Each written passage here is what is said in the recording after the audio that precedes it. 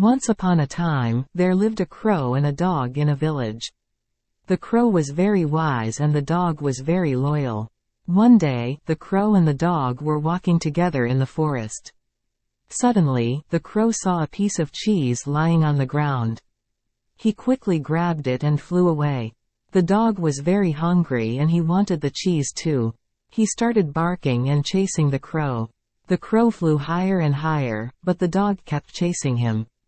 The crow was getting tired and he knew he couldn't outrun the dog forever. So, he decided to use his wisdom. He flew down to a nearby lake and dropped the cheese into the water. The dog was so desperate to get the cheese that he jumped into the lake.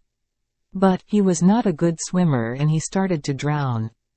The crow quickly flew down and grabbed the dog by his collar. He pulled him out of the water and saved his life. The dog was very grateful and thanked the crow for his kindness. From that day onwards, the crow and the dog became good friends. Moral: wisdom is more powerful than strength.